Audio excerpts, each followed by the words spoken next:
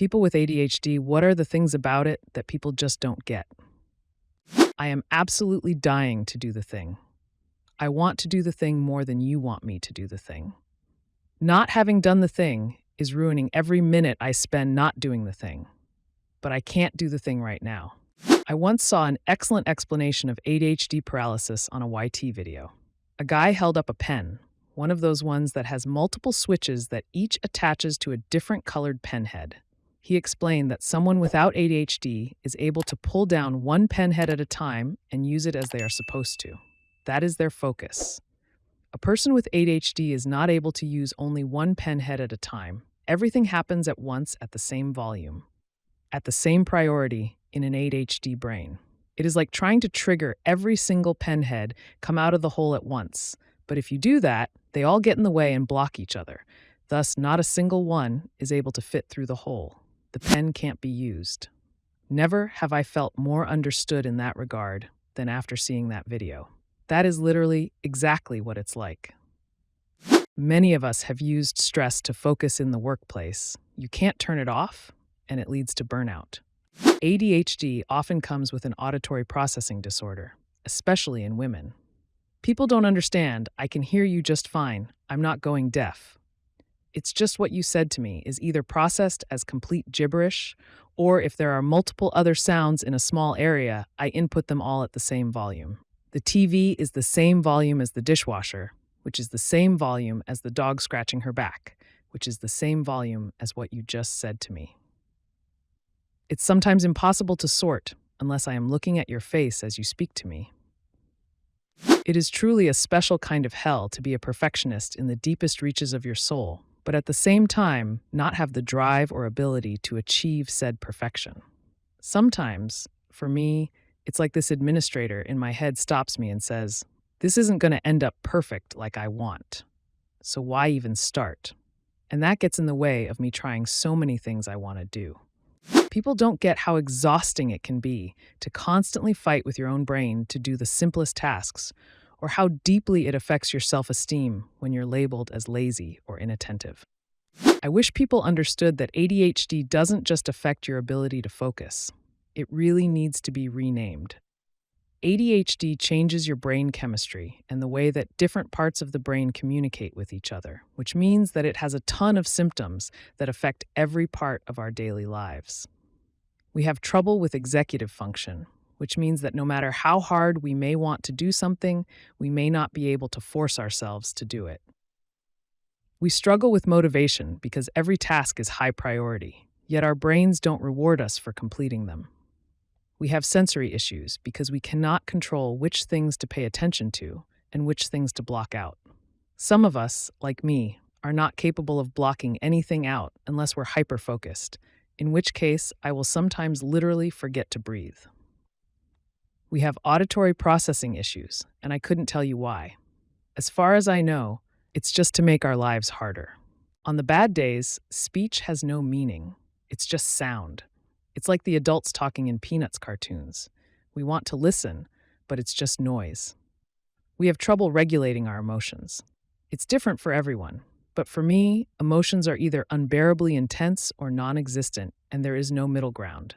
There's so much going on for us at any given moment that it's no wonder we can't pay attention. It's exhausting. It's not cute or funny, even though we do enjoy poking fun at ourselves. I don't think it's much of a stretch to say that most of us would give anything to have our brains function normally. Plus the memory issues. It's so frustrating to get up to do a thing and then end up in a loop because I forgot what I was doing in the middle of doing it. So I have to circle back around trying things to shake loose the memory of what I was doing in the first place. The memory issues combined with the auditory processing issues, plus being embarrassed about the whole thing, means I often miss conversations or key info or completely forget that conversations happened. Having to ask someone to repeat themselves sucks. Usually they get super upset saying, "I'm disrespectful and obviously don't care if I can't pay attention to what they're saying."